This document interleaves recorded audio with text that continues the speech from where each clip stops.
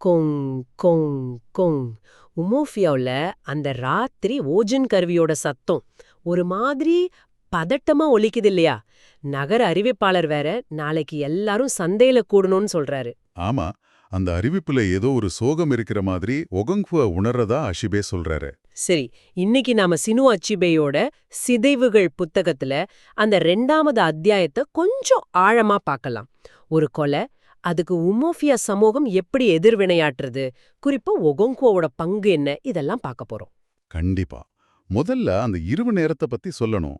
உமோஃபியா மக்களுக்கு வந்துட்டு இருட்டுனாலே ஒரு பயம். எவ்வளவு தைரியமான ஆளா இருந்தாலும் சரி. ஆமா, ராத்திரியில விசில் அடிக்க கூடாது, பாம்புகளை கூட அதோட பேரு சொல்லி கூப்பிட மாட்டாங்க. ஆமா, கயிறுன்னு தான் சொல்லுவாங்க. எதுக்குன்னா அந்த தீய சக்திகள் இல்ல கெட்ட ஆவிகள் எல்லாம் பேரை சொன்னா வந்துடும்னு ஒரு நம்பிக்கை. வார்த்தைக்கு அவ்வளோ சக்தி இருக்குன்னு நினைக்கிறாங்க. இது நிலா வெளிச்சத்துல விளையாடுற ராத்திரிகளுக்கு எக்தம் உல்டா.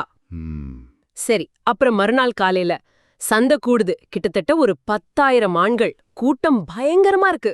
அப்போதான் ஒக்ஃபுஃபி இசுகோ, அவர் ஒரு பெரிய பேச்சாளர். அவர் எந்திரிச்சு அந்த அதிர்ச்சியான செய்தியை சொல்றாரு. உமோஃபியாவோட மகள் ஒருத்தரை பக்கத்து கிராமமான எம்பைனோவுல கொன்னுட்டாங்கன்னு. அது ஒக்ஃபுஃபி உடோவோட மனைவி இல்லையா? கூட்டம் உடனே கொந்தளிக்குது. பயங்கர கோவம். கோபம் இருந்தாலும் அவங்க உணர்ச்சி வேகத்துல எதுவும் செஞ்சிடல. அதுதான் முக்கியம். அவங்களோட அந்த பாரம்பரிய நடைமுறை அதுதான் பின்பற்றாங்க. அதாவது உடனே போருக்கு போகாம எம்பைனோவுக்கு ஒரு இறுதி எச்சரிக்கை மாதிரி அனுப்புறாங்க. சரியா சொன்னீங்க. ஒன்னு போற சந்திங்க, இல்லனா இழப்பீடா ஒரு வாலிபனையும் ஒரு இளம்பெண்ணையும் கொடுங்கன்னு கேக்குறாங்க. இது அவங்களோட நீதினாலும் இன்னைக்கு நின்னு பாக்கும்போது ஒரு அப்பாவி உயிரை, ஒரு மனுஷனை இப்படி ஒரு பொருளா மாத்துற மாதிரி கொஞ்சம் இதா இருக்குல்ல. நிச்சயமா. இன்னைக்கு நம்ம பாக்குற பார்வை வேற. ஆனா அவங்களோட சமூகத்தை பொறுத்த வரைக்கும் அந்த குலத்தோட சமநிலையை சரி செய்யணும். கொலை செய்யப்பட்ட பெண் அவங்க குலத்தை சேர்ந்தவ.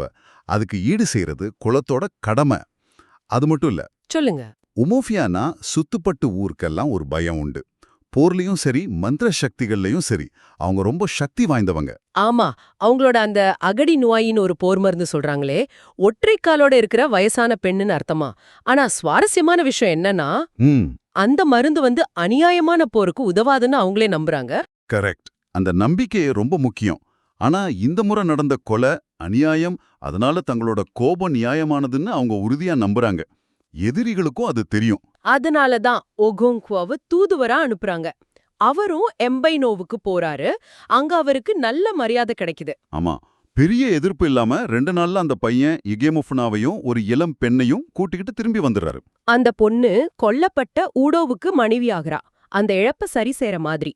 ஆனா அந்த பையன் இகேமஃபுனா, அவனோட நிலைமை தான் கொஞ்சம் சிக்கல். குலத்தோட பெரியவங்க, அந்த நெட்டீச்னு சொல்றவங்க, அவனோட மிதியை அப்போதைக்கு முடிவு செய்யல. இப்போதைக்கு ஒகோங்கோவோட பொறுப்புல அவனை விடுறாங்க. இங்கதான் கதை முக்கியமான கட்டத்துக்கு நகருது. ஆமா, இங்கதான் நாம ஒகோங்கோவோட குணத்தை இன்னும் சரியா புரிஞ்சுக்க முடியுது. அவர் தான் வீட்டை, மனைவிமார்கள், பிள்ளைகள் எல்லாரையும் ரொம்ப கண்டிப்பா ஒரு இரும்பு பிடியோட வச்சிருக்காரு.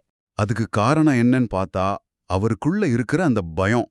தோல்வி அடைஞ்சிடுவோமோ, பலவீனமா தெரிஞ்சிடுவோமோங்கிற பயங்கரமான பயம். குறிப்பா அவரோட அப்பா உனோக்கா மாதிரி ஆயிடுவோமோன்னு பயப்படுறாரு.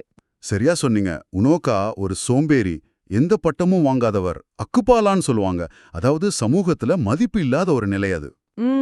ஒரு ஆணுக்கு அது பெரிய அவமானம் அவங்க சமூகத்துல. கடன் வேற நிறைய வச்சிருந்தாரு. அதனால அப்பா கிட்ட அந்த எல்லா குணத்தையும், அந்த மென்மை, சோம்பேறித்தனம், ஏன் இசையில இருந்த ஆர்வம், இது எல்லாத்தையுமே ஒகோங்கோ வெழுக்கிறாரு. எதையெல்லாம் அப்பா விரும்பினாரோ அதுக்கு எதிரா இருக்கணும்னு நினைக்கிறாரு. இது வெறும் தனிப்பட்ட பயம் மட்டுமா, இல்ல அந்த சமூகமே ஆண்மை, வெற்றி இதையெல்லாம் ரொம்ப பெருசா பாக்குறதுனால வந்த அழுத்தமா? ரெண்டும் தான். தனிப்பட்ட பயமும் இருக்கு.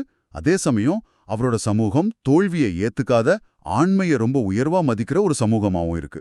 அதோட பிரதிபலிப்பு தான் ஒகோங்கோ. அவரு கஷ்டப்பட்டு சம்பாதிச்ச செல்வம் அது அவரோட வீட்டு அமைப்பிலேயே தெரியுது இல்லையா? பெரிய காம்பவுண்டு, மதில் சுவரு, அவருக்கென்று ஒரு குடிசை ஓபி, அப்புறம் 3 மனைவிகளுக்கும் தனித்தனி குடிசைகள். ஆமா, யாம் கிழங்கு சேமிக்கிற கிடங்கு, ஆட்டுப்பட்டி, கோழி வளர்க்குற இடம், அப்புறம் மூதாதையர் வழிபாட்டுக்கு தனியா ஒரு இடம்னு அவர் எவ்வளவு தூரம் தன்னோட அப்பா கிட்ட இருந்து விலகி வேற மாதிரி வரணும்னு முயற்சி பண்ணிருக்காருன்னு தெரியுது. ஆனா இந்த எல்லாத்துக்கும் நடுவுல அந்த புதுசா வந்த பையன் இகமே ஃபூனா, அவன பார்வையில இது எப்படி இருந்திருக்கும்? பயமும் குழப்பமும் தான் இல்லையா? நிச்சயமா. அவனுக்கு என்ன நடக்குதுன்னே புரியல. தான் அப்பா செஞ்ச தப்புக்காக தன்னை இப்படி கூட்டிட்டு வந்திருக்காங்கன்னு கூட அவனுக்கு தெரியாது. அம்மா அழுதது மட்டும் ஞாபகம் இருக்கு.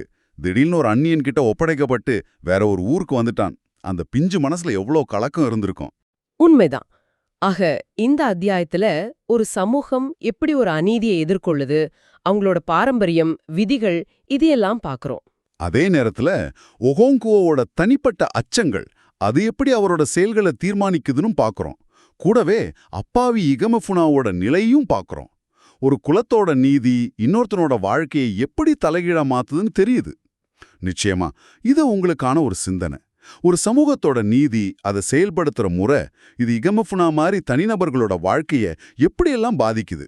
இழப்பீடுன்னு சொல்லி கொண்டு வரப்பட்ட இந்த ஒரு பையனோட வருகை பின்னாடி ஒஹோங்குவோ குடும்பத்துல அந்த ஊர்ல ஏன் அவனோட வாழ்க்கையில என்ன மாதிரியான தாக்கத்தை ஏற்படுத்தும் நினைக்கிறீங்க? யோசிச்சு பாருங்க.